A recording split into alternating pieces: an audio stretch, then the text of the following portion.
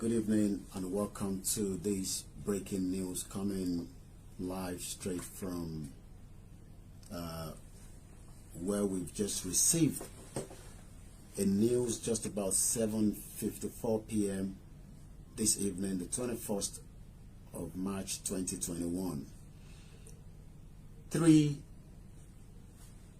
Fulanis were able to invade the house of our mother and the mother of Chief Sunday Adeniyi Adeyemo IGBOHO this evening. But we've been able to confirm that one of them was picked while the 2 remaining were able to escape. The one that has been arrested is currently held at IGBOHO police station as I speak right now. The picture you're looking right in front of you is one of the 3 individuals that crossed into the compound of our mother this evening, just about 7:54 p.m.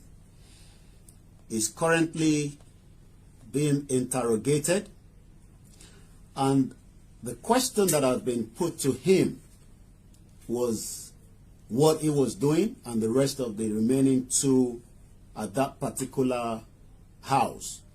And what he said was, he's been told that Chief Sunday Adeniyi Adeyemo IGBOHO will be around at that particular building, and that is the reason why he was waiting. Lẹ́ẹ̀kan sí fún àlàyé ẹ̀kúnrẹ́rẹ́ ní nǹkan bíi aago 7:30 lọ lù tí aago 8 ó kù díẹ̀ kó lù ní ọwọ́ bá àwọn 3 tí wọ́n fẹ́ wọnú ilé màmá wa tí ó bí Chief Sunday Adeniyi Adeyemo IGBOHO ṣá. Àmọ́ ọwọ́ tẹ ìkànnú wọn, 2 láǹfààní àti sálọ. Èyí tí ọwọ́ tẹ̀ gangan ni ó ti wọnú ọgbà tí kò mọ̀ pé àwọn tí wọ́n ń ṣọ́ ilé náà wọ́n wà ní inú ọgbà.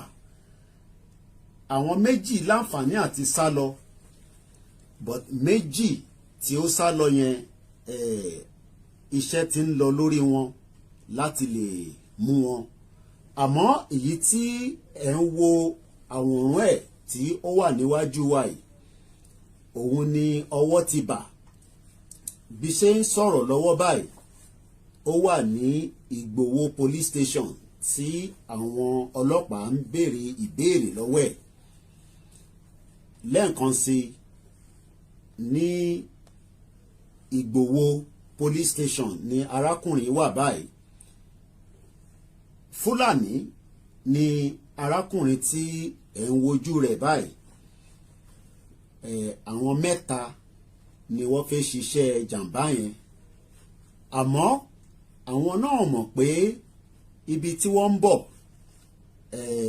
òun náà ní security tiẹ̀, but ọwọ́ bà ẹyọkan nínú wọn. Àwọn 2 láǹfààní àti sálọ. Nígbà tá a bá ń sọ pé Fúlàní tí wọ́n ń dẹran, tí wọ́n ń ṣe jàǹbá, ẹ máa ní kò kàn mí, ẹ máa ní kò tí dọ́dọ̀ mi. Kò sẹ́ni tí kò lè dọ́dọ̀ ẹ̀, kò dẹ̀ sẹ́ni tí kò lè kàn. Àmọ́ ìgbésẹ̀ tí à ń sọ ni pé arákùnrin tí ẹ̀ ń wo àwòrán ẹ̀ níwájú mi, ó wà lọ́wọ́ àwọn ìjọba ọlọ́pàá ti IGBOHO police station. Wọ́n ṣe interrogation ẹ̀ bí a ṣe ń bá yín sọ̀rọ̀ lọ́wọ́lọ́wọ́. Àmọ́ in tí wọ́n béèrè lọ́wọ́ ẹ̀ tí ó dẹ̀ ń fi èsì sí ni pé òun gbọ́ pé bàbá wa Chief Sunday Adeniyi Adeyemo tí gbogbo wa mọ̀ sí IGBOHO ṣá, ó bọ̀ ní ìlú IGBOHO ní èní. Ìyẹn ni àwọn ṣe fi wá síbẹ̀. Àwọn ìbéèrè tó ń bí, tó bá ṣe jẹ́, tó bá ṣe lọ, a máa fi tó yín létí. ní ìjẹta nígbà tí àwọn méjì kan àwọn mẹ́ta àwọn mẹ́rin tí àwọn méjì láǹfààní àti wọ military uniform, àwọn méjì kan wọ civilian dresses. A fi tó yín létí, a gbé àwòrán yẹn wá, àmọ́ in tí ìjọba tí ó ń sọ ni pé àwọn méjì tí wọ́n wọ aṣọ ìjọba military, wọ́n ní wọ́n kì í ṣe military men. Nígbà tí wọ́n dẹ̀ ti sọ bẹ́ẹ̀, àwa náà mọ̀ ń ta máa ṣe tí ó bá di ìgbà mìíràn. But bí ẹ̀ náà ni eléyìí a ti fà lé ìjọba ọlọ́pàá tí ó wà ní Ìgbòho police station. Àmọ́ in tí a fi ń yé wa ni pé Fúlàní tí a ti ń pariwo ẹ̀ tó tójọ́ bíi mélòó kan sẹ́yìn nísìnyí, tá à ń sọ fún yín pé wọ́n ti yí wa ká, wọ́n ń ṣe jàǹbá fún wa, wọ́n ò jẹ́ ká rí légbé, wọ́n ò jẹ́ ká rí múmí. Ààrẹ náà lè lé ìlálẹ̀ yìí o. Police station tí ó jẹ́ ti Ìgbòho, òun ni eléyìí wà nísìnyí tí wọ́n ń bá sọ̀rọ̀ lọ́wọ́lọ́wọ́. A ní ká fi tó gbogbo àgbáyé létí. Bẹ́ẹ̀ nígbà tí ìjọba Nàìjíríà máa dáhùn lórí ìṣẹ̀lẹ̀ tó ṣẹlẹ̀, ẹ mọ̀ pé àìtí fèsì padà, a ní a máa fèsì ni, but màá wá fi èsì padà lórí in tí ìjọba Nàìjíríà sọ. Àdẹ́fẹ́ jẹ́ kí gbogbo ọmọ Nàìjíríà káàkiri àgbáyé àti àwọn tó jẹ́ international community tí wọ́n mọ̀ tí kò ń ṣe ẹ̀kan, kò ń ṣe méjì, kò ń ṣe mẹ́ta, tí ìjọba Nàìjíríà tó jẹ́ military máa parọ́ nígbà tó bá ṣe jàǹbá tán. Kò dẹ̀ ń ṣèní ni wọ́n ti ń ṣe jàǹbá, kò kì í ṣàná. Ẹ jẹ́ ká kọ́kọ́ rán yín létí ìṣẹ̀lẹ̀ tó ṣẹlẹ̀ ní October 21st nígbà tí wọ́n pa àwọn ọmọ EndSARS. Bá ṣe ń sọ̀rọ̀ lọ́wọ́lọ́wọ́ kò tí ì sí justice fún gbogbo àwọn ọmọ tí wọ́n pa. Ibẹ̀ yẹn kọ́ ni mò ń lọ. Nígbà tí ìṣẹ̀lẹ̀ yẹn kọ́kọ́ ṣẹlẹ̀ gbàrà, ìjọba sọ pé àwọn ọ̀tẹ̀ ní kankan ṣe dé ibi tí àwọn ọmọ tí wọ́n pa àti ìbọn tí wọ́n yìn. Ìntọ́ kọ́kọ́ fi tó wa létí nìyẹn. Wọ́n tún wá sọ fún wa pé àwọn ọ̀tẹ̀ kúrò níbi tí àwọn tí wọ́n ń ṣe EndSARS yẹn, àwọn ọ̀tẹ̀ láǹfààní kankan láti débẹ̀. Ìyẹn lọ bẹ́ẹ̀. Wọ́n tún wá fi yé wa nígbà tí wọ́n dá bàbá wa dúró nígbà tí ó ń lọ ìlú Èkó láti Lagos Ìbàdàn expressway. Wọ́n fi tó wa létí, wọ́n fi tó wa létí pé floodlight, wọ́n fi tó wa létí floodlight, wọ́n fi tó wa létí pé nígbà tí wọ́n mú tó dá wọn dúró, ẹ rántí yẹn náà tí a jẹ́ kí gbogbo ọmọ káàárọ̀ òjíire àti gbogbo àgbáyé gbọ́ pé Chief Sunday Adéyẹmọ ó ń lọ ìlú Èkó ní àwọn DSS dá dúró. Nígbà tí ìjọba máa kọ statement, ìjọba ní pé àwọn ò lọ́wọ́ sí, àwọn ọ̀dẹ̀mọ̀ kankan nípa ẹ̀. Ìyẹn lọ bẹ́ẹ̀. Gbogbo ìṣẹ̀lẹ̀ tí ó bá ti jẹ́ pé military wà involved, wọ́n máa ń dìdá yẹn ṣáá ni pé àwọn ò ní kankan ṣe pẹ̀lú ẹ̀. Ìyẹn tún dúró bẹ́ẹ̀. Now the two individuals that were putting on the military outfit have now been confirmed by the military to say that they cannot stay low or stoop low to be spying around Chief Sunday Adeyemo Igboho.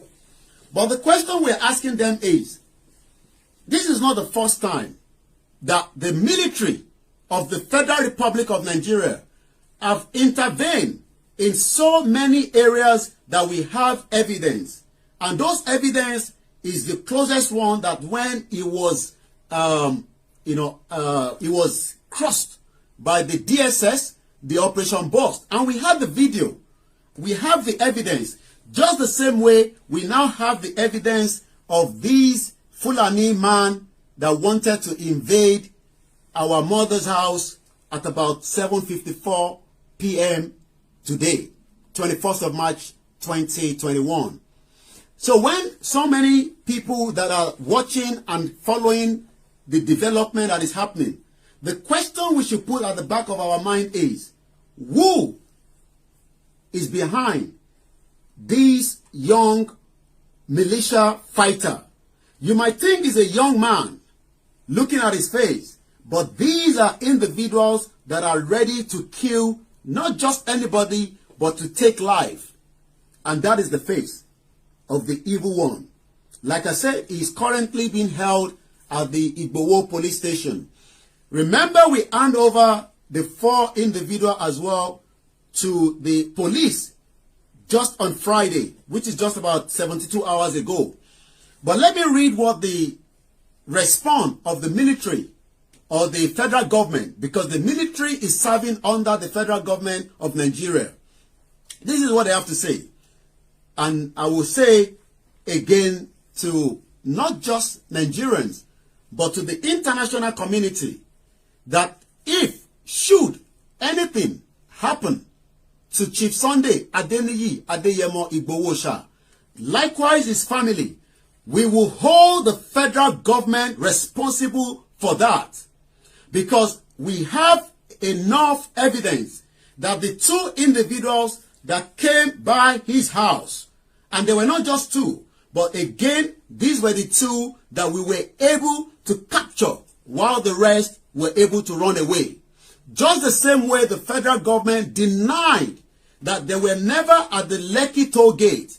But now, after the satellite image that was released, after the evidence of the weapon that was fired at innocent Nigerians, even though they were carrying the Nigerian flag and singing the Nigerian anthem, so many bodies have not been retrieved as we speak right now on those killing at Lekki toll gate.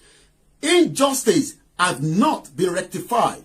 The question we are now telling the international community is whether it is Chief Sunday Adeniyi Adeyemo, whether it is any other individuals that is currently living in this country, we will hold the federal government, responsible for any of those atrocities, because we have evidence. And those evidence is something that you cannot deny.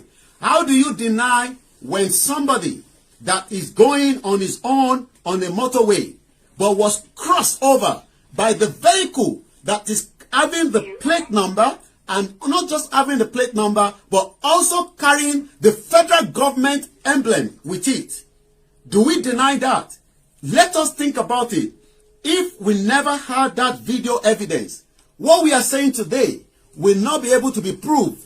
Just the same way, what we are saying this evening, we will not have been able to prove this young man is not a young man, but I am using the reference as a young fighter, a terrorist that have been living with us. We cannot even confirm whether he's a Nigerian or he is from the other side of Niger or the neighboring country that was able to be living among us, and we have so many of them across the Yoruba land and also the remaining part of the country. Just less than 48 hours ago, the governor of Benue State was almost killed in this country. The question we are asking the international community is, for how long must Nigerians that are still calling themselves Nigerians be killed right inside this country? But let's now tell you what the federal government said in regard to the press statement that they have to release. And this goes like this. We are not on a spying mission, says the military. They are warning us against blackmail. How do we blackmail the federal government when 2 uniforms confirmed with their ID card? They told us the barrack that they work. They told us where they are based, right here in Ibadan. But the federal government is denying those 2. Are we now saying that anybody can put on a military outfit and then come out to spy or invade the premises close to Chief Sunday Adeyemo Igboho? I am asking that question to not just Nigerians, but the international community. Do we have where an average 2 or more that were also been able to escape? Because some of them escaped, but 2 of them were captured with 2 civilians. So does it mean that an average Nigeria is now wearing a military uniform and they're moving around across the country? Because we know that the fraudulent constitution does not permit anyone in this country to put on a military outfit. So who will have a military outfit on a broad daylight coming into a premises that they know that that person is somebody that is not just a public figure, but somebody fighting for the right of his people? So why would 2 military uniformed men come close? What are they doing there? But the federal government have denied and saying that those 2, they don't know anything about them. Those 2, they have nothing to do with them. That I will leave for every person to judge. That we will leave. Just the same way the family and friends and loved ones of those that were killed at Lekki Toll Gate are still asking questions from both the state governor and the federal government, what really took place as the massacre that has now become the Lekki Toll Gate massacre. Till we speak right now, the injustice and the justice to bring back those that have been killed. Some individuals have not retrieved their body. But at 7:54 p.m., at exactly 21st of March 2021, 3 Fulanis, and no one should say they are not Fulanis. We've confirmed from the one that is being currently interrogated. These are Fulanis that came into the premises of the mother of Chief Sunday Adeniyi Adeyemo's house today. 2 of them escaped, but I can assure you that those 2 are already being, checked around the vicinity. And not just only that, the vicinity is well secured. But we need to understand that the situation that is facing not just that particular location is the same thing that is facing almost every part of this country that is called Nigeria. And on that note, we will sit back again and wait for the response of the federal government this time around. We will wait for the response of those that are saying that we should not continue to do what we are doing when we say we do not want any Fulani on the Yoruba land. I want to know, because no more Fulani. Some of you are saying, oh, that is just too much. Some of them have lived with us for 40, 30, 100 years. The question is, who is that Fulani that is ready to take your life? Who is in that military uniform, walking around now, doing a checkpoint? If the federal government is denying those 2, how many military are stopping you on the highway and there might be a fake military man? Have you ever asked yourself those questions? Àwọn military tẹ́yìn fi ọkàn sí pé àwọn ọlọ́mọdé yín dúró ló ń ṣe checkpoint. Ǹjẹ́ yín mọ̀ pé ó ṣeéṣe pé they are not just military, but they are those that will capture you and take you into the forest and take ransom from you. My name is Olayomi Koiki, the spokesman for Chief Sunday Adeniyi Adeyemo IGBOHO. We will continue to update not just Nigerians, not just the international community, but to keep you up to date. And I re-emphasize it again. Nothing should happen to Chief Sunday Adeniyi Adeyemo IGBOHO and his family and those surrounding and working with him. Because if that should happen, the federal government will be held accountable for whatever happened to him and his family. Have a very good evening and bye from this end.